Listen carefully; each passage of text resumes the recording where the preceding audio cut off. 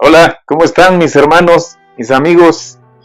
Donde quiera que nos vean, una bendición para ustedes, un abrazo y que la paz de Dios llegue a sus hogares en el nombre de Jesús. En esta ocasión vamos a tocar una reflexión interesante porque tiene mucho que ver con nuestro carácter, tiene mucho que ver con ese temple, con ese temperamento que debemos mostrar ante las vicisitudes en ese trabajo arduo que hay que hacer como cristianos de llevar el evangelio a todas partes. Y llevar el evangelio a todas partes y a como dé lugar, pagando el precio que sea necesario. El proverbio que yo encontré en esta ocasión me encantó. Salomón dice: en el crisol se prueba la plata y en el horno se prueba el oro.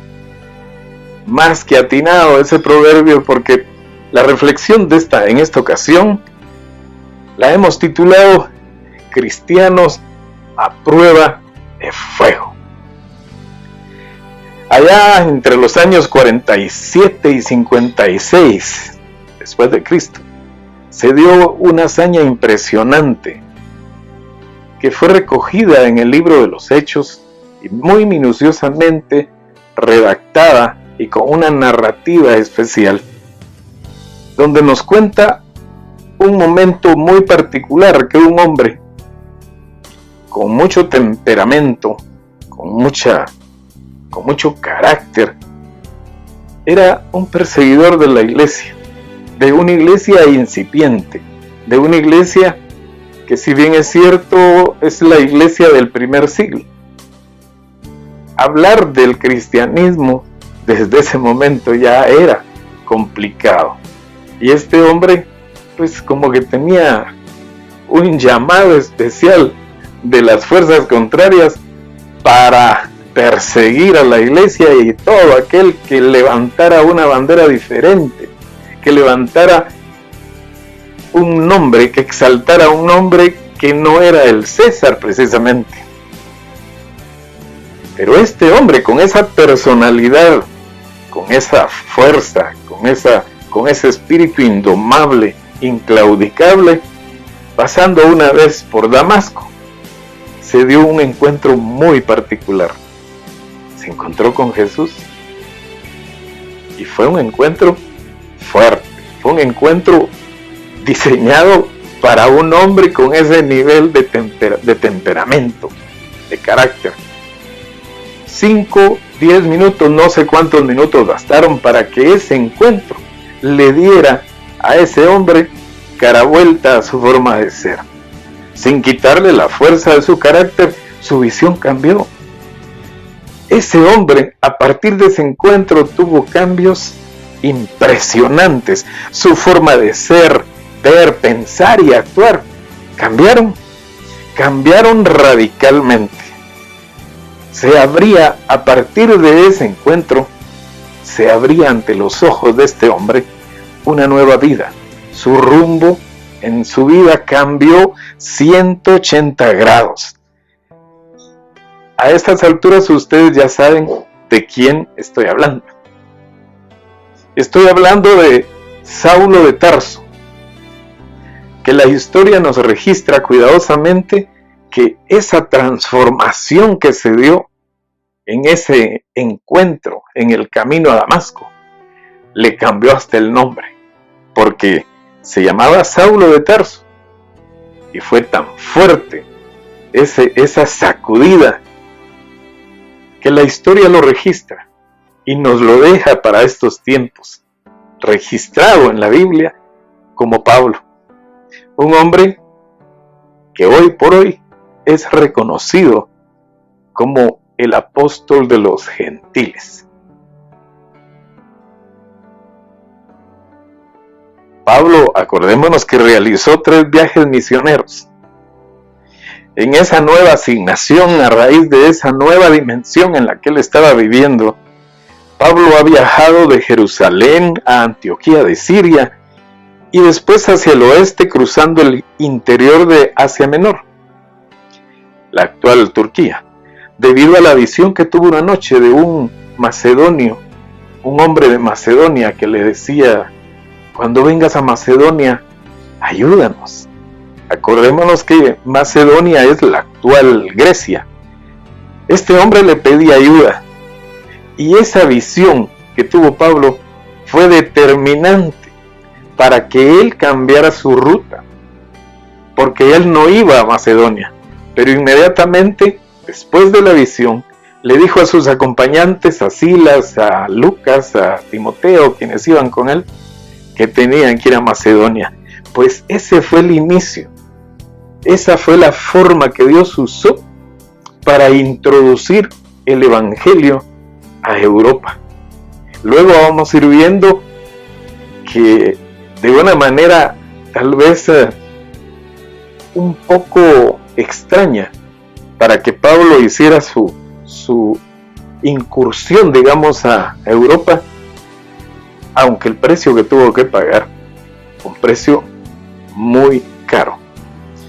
Pero les decía yo que en esta travesía de los viajes de Pablo, de los viajes misioneros, fue como Dios utilizó a Pablo para poder llevar la palabra de Dios, para poder llevar ese nuevo mensaje a ese nuevo mundo que nunca había oído de Jesucristo, nunca habían tenido la experiencia de escuchar que el mundo tenía un Redentor.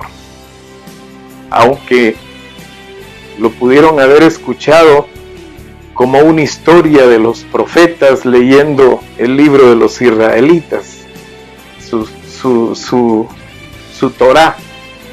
Entonces, para ellos, para esta gente, fue un poco extraño que de repente apareciera un pequeño grupo de hombres hablándoles un mensaje que no entendían. La historia que vamos a ver o vamos a tratar de trasladar tiene matices amargos y dolorosos. Sin embargo, tiene un final victorioso. Pablo era un hombre que no perdía el tiempo. Él sabía cuál era su papel como misionero y él sabía que cada minuto contaba. Y así fue como él entendió con sus acompañantes que cada minuto era importante y lo tenía que aprovechar, porque era una labor titánica, el romper el hielo, el romper costumbres, el romper paradigmas, el romper creencias, el hablar de un mensaje que era totalmente opuesto a lo que esta gente estaba acostumbrada a escuchar. Y por supuesto, no lo recibieron muy bien algunas personas. Los discípulos llegan y permanecen en Filipos, según nos narra Lucas, quien hizo el papel de biógrafo, estuvo acompañando a nuestros amigos, a nuestros hermanos en toda la travesía y fue muy cuidadoso en recoger elementos especiales que nosotros hoy en día los tenemos registrados en el libro de los Hechos. Cuando llegaron a Filipos, la ansiedad, la necesidad de Pablo de encontrar un lugar donde hablar, donde empezar a hablar, los hace salir en un día de reposo. Los hace salir a buscar y encuentran un lugar que a su criterio era un lugar donde se reunían algunas personas. Obviamente se acercaron, se cercioraron y efectivamente era un lugar donde la gente acostumbraba a reunirse. No era una sinagoga, era un lugar improvisado donde la gente había decidido, ahí nos vamos a reunir, a la orilla del río. Pablo aprovecha. Yo me imagino a un Pablo tan diplomático como era. Saluda, llega con sus acompañantes, mira que están exponiendo algunas cosas, que están hablando algunas cosas, y viene el hombre y hace su entrada y empieza a hablar de ese nuevo mensaje, del mensaje del Evangelio, ese mensaje transformador, que para toda esa gente que estaba ahí, acuérdense, como les dije hace un momento, era un mensaje desconocido, pero Pablo habló. Lo curioso de ese tiempo en que llegó a ese lugar Pablo y nuestros amigos, sus acompañantes, es que dentro del grupo había una mujer. Acuérdense que el lugar donde ellos estaban, en Filipos, no era una tierra que pertenecía porque había sido conquistada por Roma, o sea, era una provincia romana. La mujer de la que yo les hablo, Lidia, pues asistía también a ese grupo a escuchar, a pesar de que ella no era israelita, porque ella era gentil, pero creía mucho en Dios, a pesar de que no conocía mucho de Él. Ahí estaba Lidia muy atenta y pasó algo muy particular. Cuando Pablo empieza a delinearles ese mensaje, presentando primeramente al Redentor, a nuestro Señor, Dios le empieza a abrir el corazón a Lidia. Y ese mensaje de Pablo fue recibido por ella con mucha claridad. Imagínense esa intervención de Dios, abrirle cuidadosamente su entendimiento, su corazón. Casi que fue una operación de corazón abierto. Llega el mensaje tal cual, como quería Dios que llegara al corazón de ella. Pero tuvo que intervenir Dios. Ese momento tan particular hizo que ella comprendiera cuál era la esencia del mensaje que portaba Pablo. Impresionante. La señora Lidia empieza a ver el mundo diferente. Se empieza a dar cuenta de que lo que ella sabía, lo poco que sabía de Dios, que realmente no era nada comparado con esa profundidad que empezó a ver, y se dio cuenta de qué se trataba realmente el Evangelio, y que la misión de ese hombre que estaba ahí, frente a ella, frente a ese grupo de gentiles, había de toda clase de gente, tenía una razón especial para que ese día ella llegara a esa reunión, entendiera el mensaje y cambiara totalmente la visión de la vida en ella. Cuando Pablo termina esa reunión, inmediatamente se le acerca a Lidia y le dice: ¿tienen dónde vivir?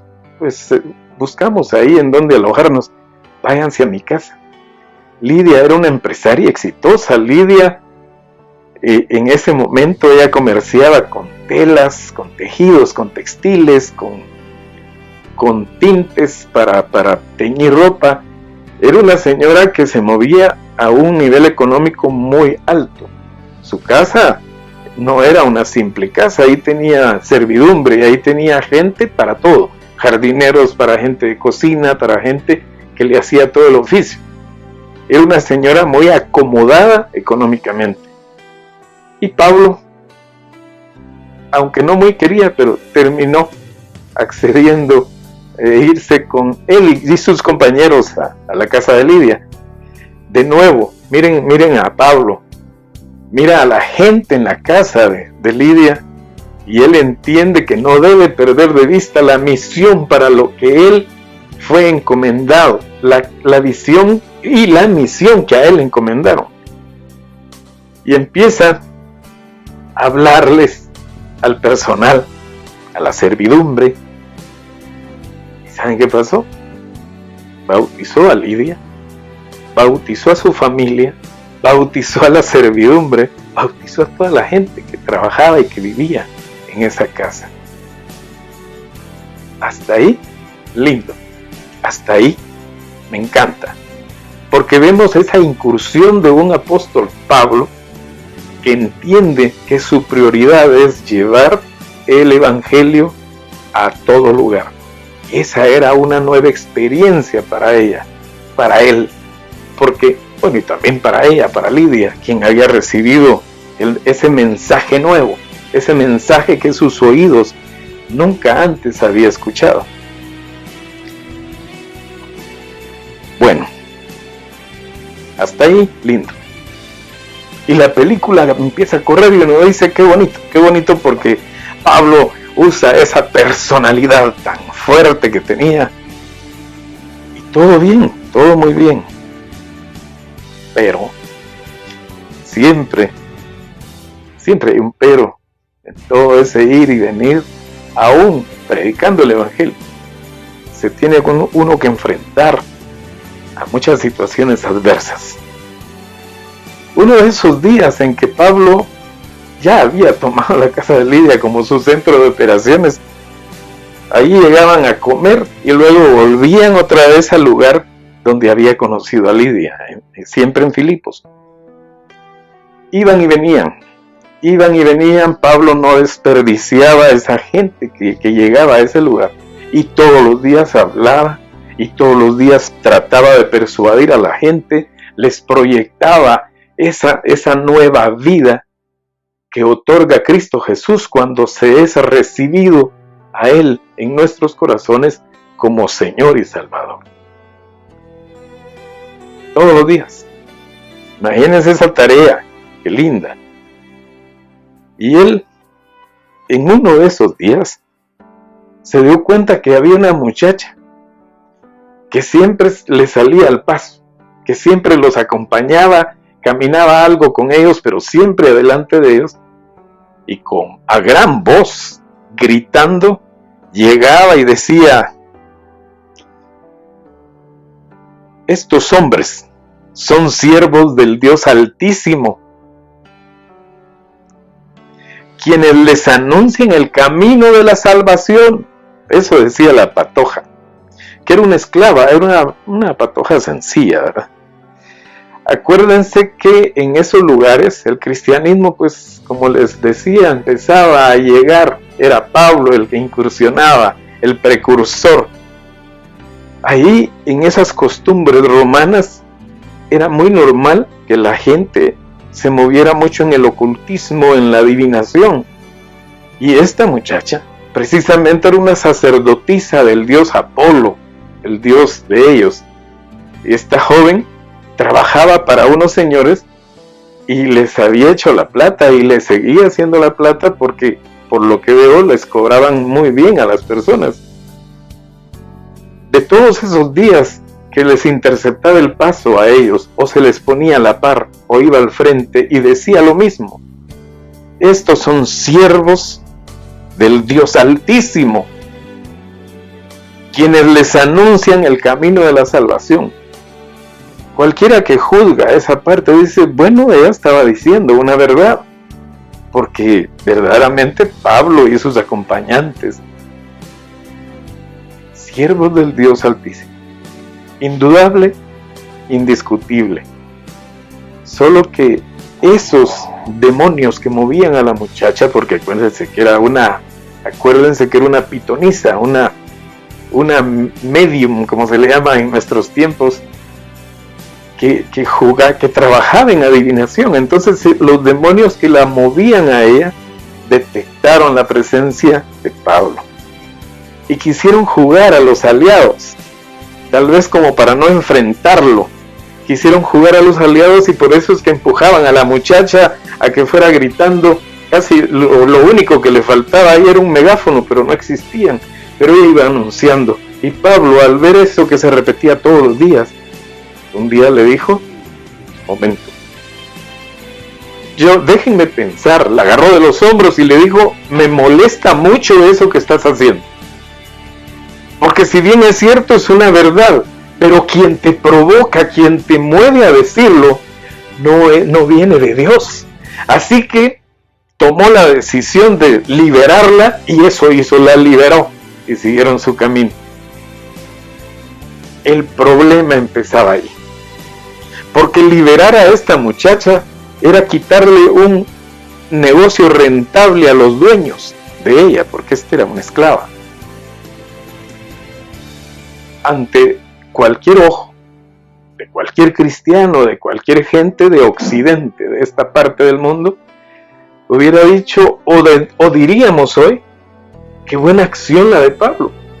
¡Wow! Liberó a la muchacha. Pero como era un lugar donde el mensaje, como les digo, no había llegado, eso provocó un problema. Eso provocó un problema serio porque quienes se molestaron eran los dueños de la muchacha y vieron que se les escapaba de las manos un negocio fructífero, un negocio rentable. Y la decisión que tomaron fue armar una turba, perseguir a nuestros amigos, los agarran en la calle, en el camino, los golpean, los desnudan, imagínense, los golpean, los arrastran, cualquier tipo de cosa le hacen a estos nuestros hermanos, los arrastran hacia una plaza pública. Ahí empezó el problema para nuestros hermanos. Esa liberación le cuesta a Pablo y a sus compañeros vergüenza, azotes y finalmente la cárcel. Liberar a esa endemoniada le complicó las cosas a nuestros hermanos. Pablo y sus acompañantes jamás se imaginaron que liberar a esa esclava iba a propiciar la más amarga de sus experiencias en ese lugar.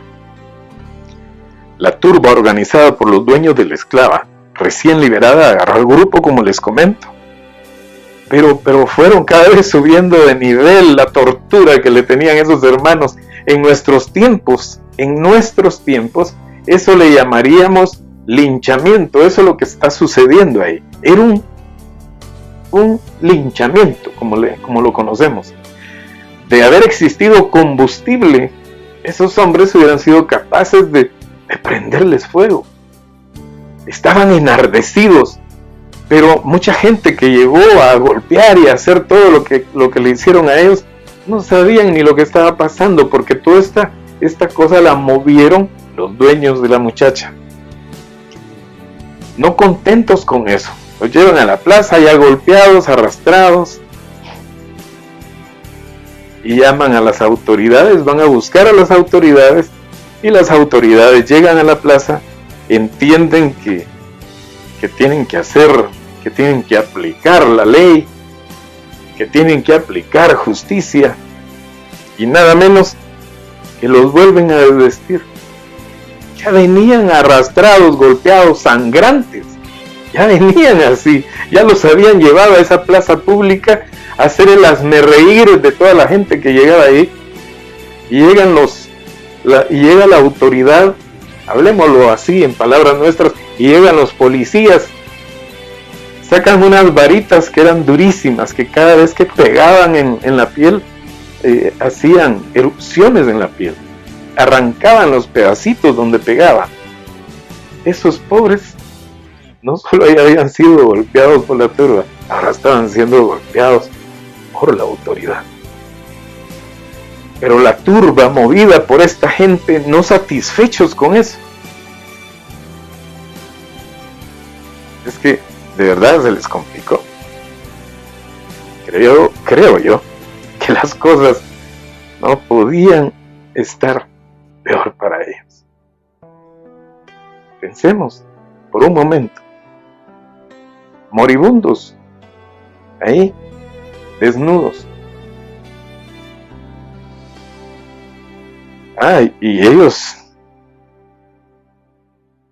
bueno, ya les pegamos, ya casi los matamos, ¿saben qué? Para que no se nos vayan a fugar. Miren, señores policías, hablando en términos muy nuestros, queremos que los metan a la cárcel. Queremos que los metan a la cárcel, pero miren, no los vayan a meter en el calabozo de la entrada, no. Métanlos al calabozo del fondo. Qué saña, ¿verdad? Qué amargura de esta gente. ¿Cómo se ensañaron con estos hermanos? Los meten a la cárcel, al calabozo. Pero como les empecé a contar, Pablo era un hombre de carácter. Pablo era un hombre que aún moribundo no perdía su línea de pensamiento ni su personalidad.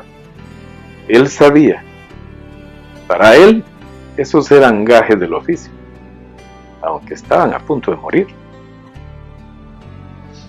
Para mí estos hombres, Pablo, Silas, Lucas, Timoteo y todos los que acompañaban a Pablo, verdaderamente eran unos hombres, eran unos cristianos a prueba de fuego. Y allá van, los llevan cargados, y la turba se quedó tranquila hasta cuando vieron que a nuestros hermanos los metieron al calabozo. ¿Cómo entraron? ¿En qué condición entraron a ese calabozo? Y estando en el calabozo, la situación seguía complicada para ellos. Les engrilletan las manos y les ponen cepos en los pies.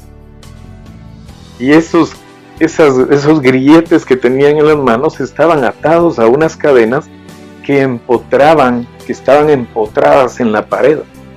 Un lugar horrible, oscuro, maloliente. Y encima de eso, no satisfechos con todo lo que les habían hecho, los dejan ahí clavados prácticamente en la pared. Ya había llegado la noche. De verdad, qué complicado. Solo aquel hombre, solo aquella persona que verdaderamente ama al Señor está dispuesto a jugársela toda, a jugársela incluso la vida. Estaba pasando con Pablo. Pero miren, en medio de esa crisis, lo que Pablo nos muestra es que él no miraba crisis, él en toda crisis miraba oportunidad. Así como vio la oportunidad de predicar el evangelio en ese lugar donde encontró a Lidia, así como llegó a la casa de Lidia y no desaprovechó el tiempo y les predicó y los bautizó, era medianoche, pensemos en ese maloliente calabozo. Y Pablo, con sus heridas, con su cuerpo adolorido, pensemos en que esas heridas sangrantes se les pegaban en la ropa, la magullada que les dieron, ese nivel de casi de moribundos.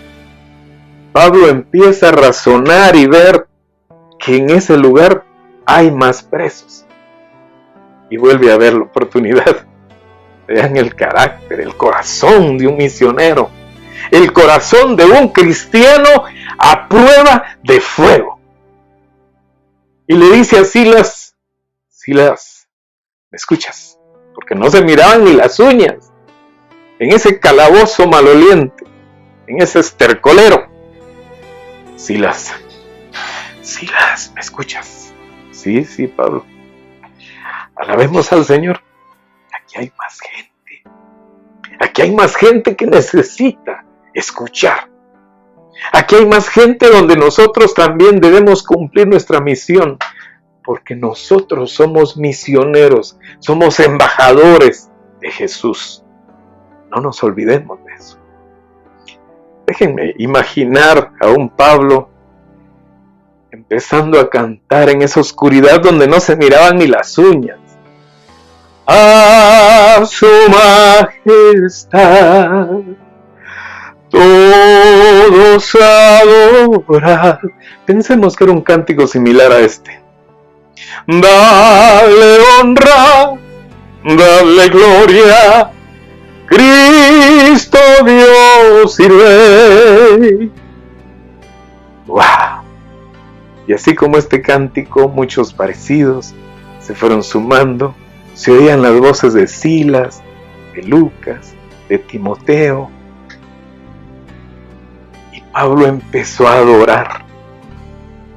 Ni siquiera se puso a pensar en su estado físico y cómo estaba en esas paredes. Y esos presos empezaron a reaccionar ahí en lo oscuro. Ellos sí se dieron cuenta. Los presos sí se dieron cuenta cuando aún de día fueron llevados nuestros hermanos ahí. Vieron el estado en que entraron, en que los metieron. Y empezaron a sentir algo muy fuerte en su corazón.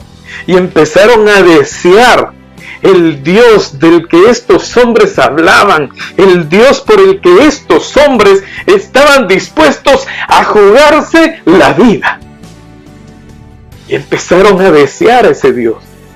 Si ese Dios es el Dios por el que ellos están dispuestos hasta morir, nosotros queremos conocer a ese Dios.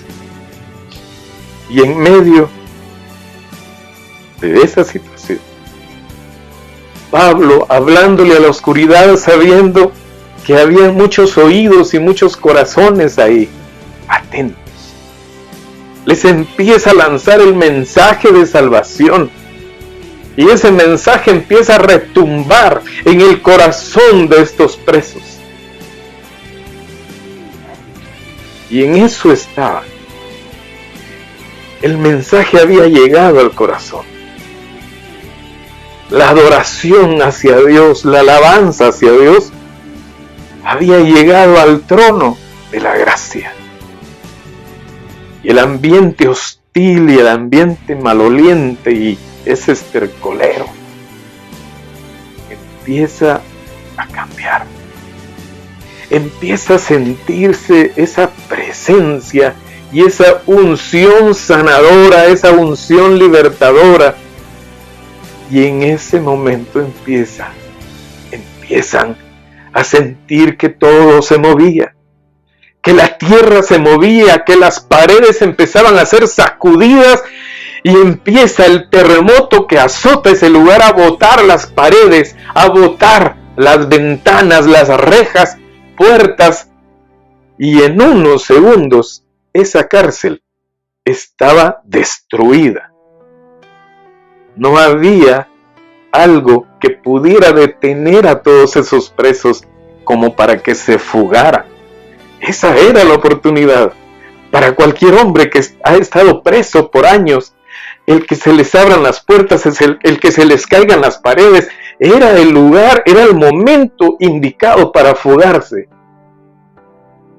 Pero habían sido invadidos por un mensaje, habían sido impactados por un mensaje que nació del corazón de Dios y que se trasladó a través de la vida de Pablo. Transfirió vida, transfirió ejemplo. El Dios del que yo les vengo a hablar es un Dios por el cual yo estoy dispuesto hasta morir. Por eso en muchas ocasiones Pablo decía, con Cristo estoy juntamente crucificado.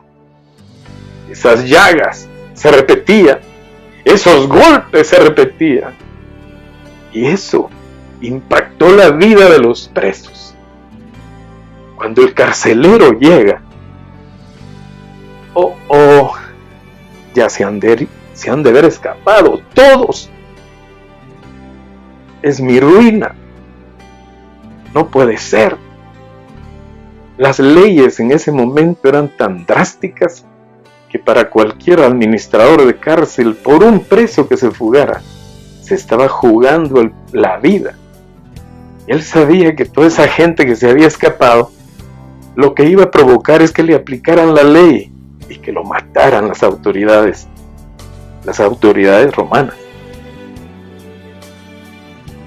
Sacó su espada y dijo, antes que me maten, mejor me voy a matar yo. Y en esa oscuridad, en esa confusión, en ese ambiente de polvo, de oscuridad, de escombros, saca su espada y la levanta como para hacerse el harakiri al estilo japonés. Y en medio de esa oscuridad, Pablo lo ve y le dice, ¡hey, no hagas eso!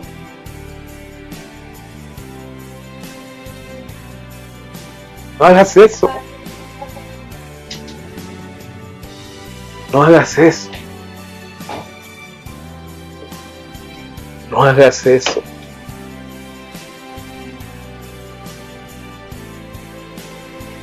Todos estamos aquí. Todos estamos aquí, nadie se ha ido.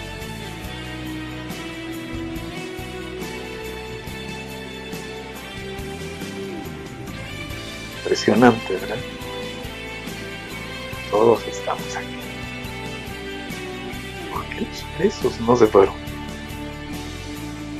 ¿Por qué nadie tomó la iniciativa de fugarse?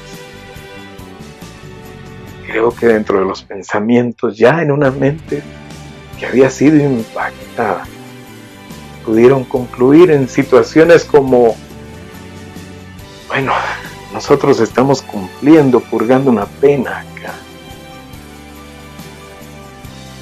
Y ellos los golpearon y casi los mataron por nada, por hacer nada.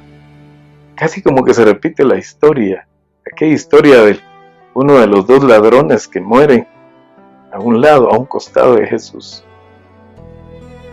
que injuriaba por el otro.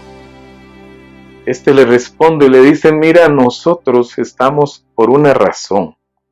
Las leyes nos han sentenciado. Nosotros estamos condenados a morir por lo que hemos hecho. Pero él, refiriéndose a Jesús, ¿qué hizo? No hay forma de probarle nada, nunca le probaron nada, nunca le hizo daño a nadie, y aquí está muriendo igual que nosotros. Esos presos, yo me imagino que cosas similares a esos pensamientos cruzaban por su mente. Estos hombres entraron aquí moribundos y están haciendo todo por llevar un mensaje diferente, un mensaje que cambia vidas. Eso fue todo su error. Y por eso los sentenciaron y por eso los metieron a la cárcel. Y lo que menos podemos hacer nosotros es salir huyendo, es salir fugados. Nos vamos a quedar aquí. Vamos a seguir el ejemplo de Pablo y de estos hombres que tampoco salieron huyendo, que tampoco, aún viendo la oportunidad de irse, no se fueron. El carcelero, confundido por esto, por esa situación, el carcelero romano, se postra delante de Pablo y sus acompañantes, nuestros hermanos, impactado por lo que sus ojos miraban. Se postró delante de ellos y les dijo: señores, ¿qué tengo que hacer para ser salvo? Y Pablo y los amigos y nuestros hermanos responden casi al unísono: cree en el Señor Jesucristo y serás salvo tú y tu casa.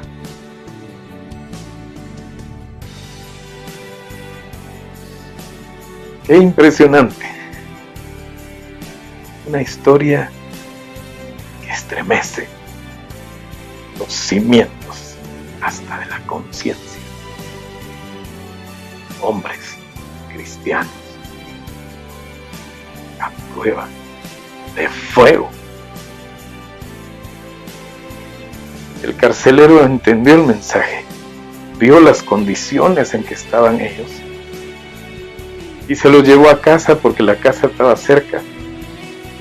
Se los llevó a su casa para curarles sus heridas y darles algo de comer. Pero Pablo, de nuevo, ve que ahí hay sirvientes, que ahí hay gente trabajando para el carcelero, que es un administrador de presidios, y les lanza el mensaje de nuevo. ¿Y saben qué pasó? Se entregaron al Señor todos y bautizó uno a uno, ya casi llegando el amanecer. ¿Qué les parece? ¿Recuerdan de dónde empezamos? ¿Vieron por dónde hemos pasado? Y vimos y estamos viendo a dónde estamos llegando. El testimonio de hombres que daban de gracia lo que por gracia habían recibido.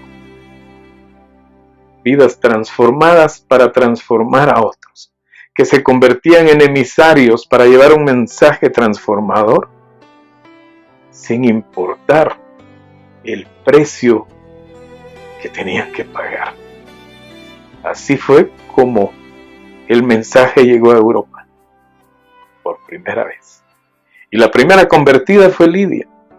Después se convirtió el carcelero, se convirtieron los presos, se convirtió la gente de Lidia, se convirtieron las personas que vivían con el carcelero.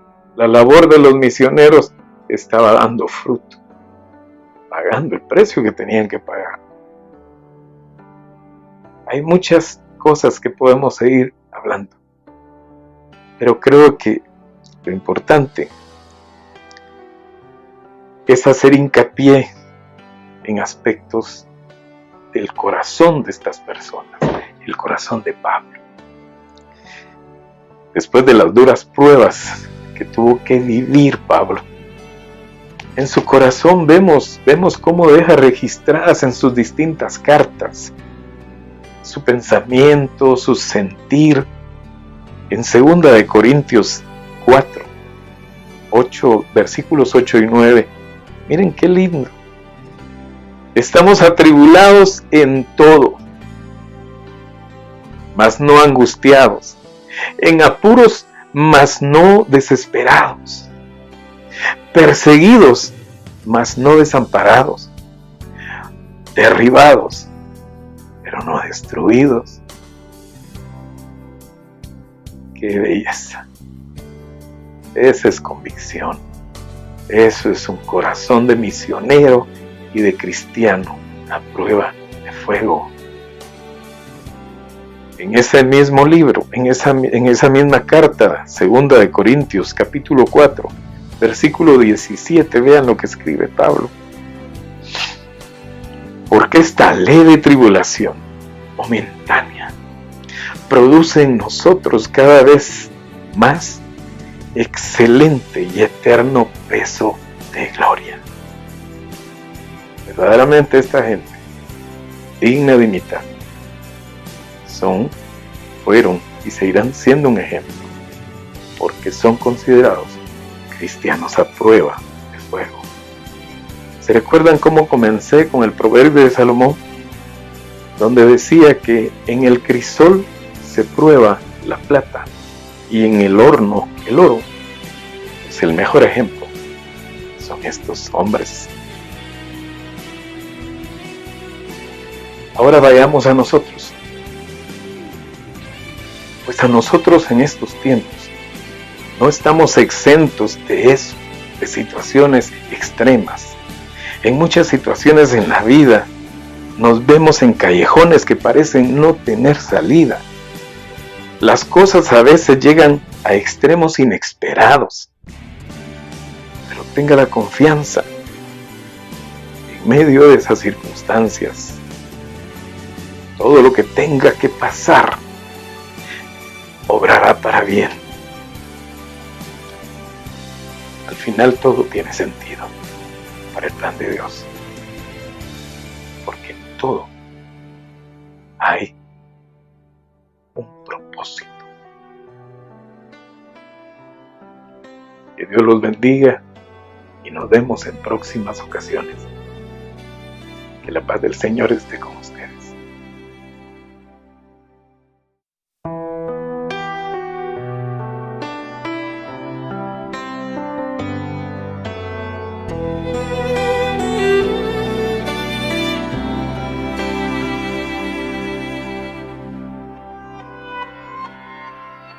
Yo he visto el dolor acercarse a mí, causarme heridas, golpearme así, y hasta llegué a preguntarme, ¿dónde estabas tú?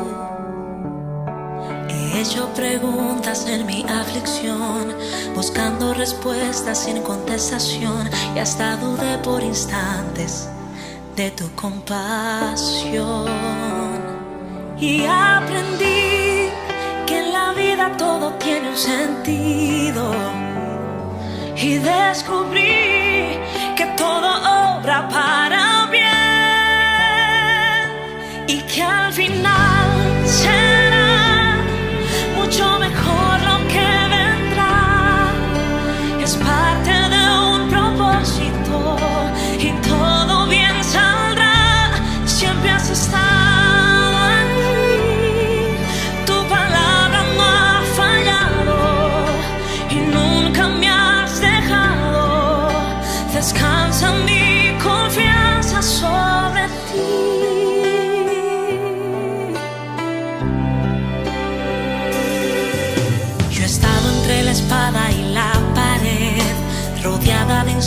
sin saber qué hacer, pidiendo a gritos tu intervención.